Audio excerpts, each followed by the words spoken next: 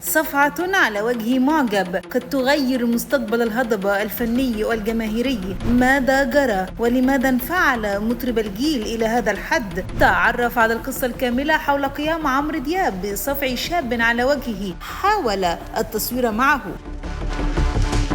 ربما الوحيد من بين مطربين جيله والذي ما زال كفيلا بحفظ ترتيبه ضمن نجوم الطرب، والأهم تصنيفه كمطرب للشباب رغم عمره والذي تجاوز منتصف الستينيات.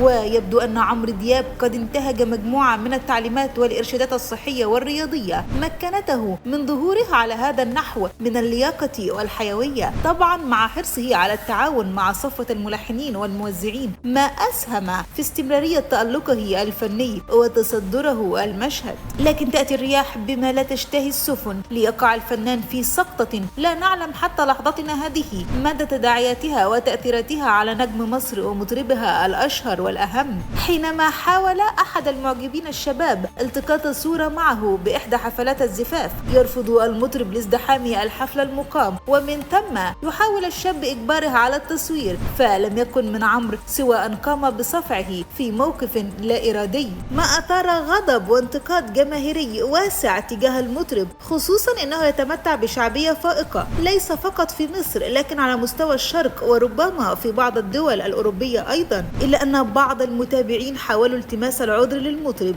مشيرين إلى أن الموقف قد يأتي في إطار العفوية والسرعة ومن ثم عدم إدراك المطرب، غير أن الشاب اتجه إلى إدارة الفندق والمقام بها الحفل بشكوى ضد المطرب الأشهر، لكن رفضت الإدارة تلقي الشكوى من الشاب، ما ضاعف من الغضب الجماهيري، حيث أن الشاب يسكن ويعمل بالقاهرة أما أصوله فمن الأقصر. درس التجارة وكان ضمن العاملين بالفندق، وتشبث بملابس المطرب للتصوير. ومؤخرا أخطأ عمرو دياب بحق العديدين سواء فريق عمله أو معجبيه، فقبيل صفعة الشاب هذه أهان سائقه الخاص ثم مهندس صوت يعمل معه، ما أدى إلى اتهامه بالخرف من قبل البعض. لكن يبدو أن المطرب تعمد أحدث ضرباته وصفعاته ردا على الجماهير والاتهامات الموجهة له، ولا عجب فكثيرا ما وصل الغرور بالمشاهير إلى هذا الحد، خصوصا أن عمرو دياب ومنذ التسعينيات يشغل حيزا فنيا واسعا وله قاعدة جماهيرية واسعة، فلم يحدث أن أخفق حتى في أغنية واحدة، كما يعرف عنه المجهود الملفت في اختيار ألحانه وأغانيه. ووصل سعر حضوره إلى أي فرح 1.5 مليون جنيه،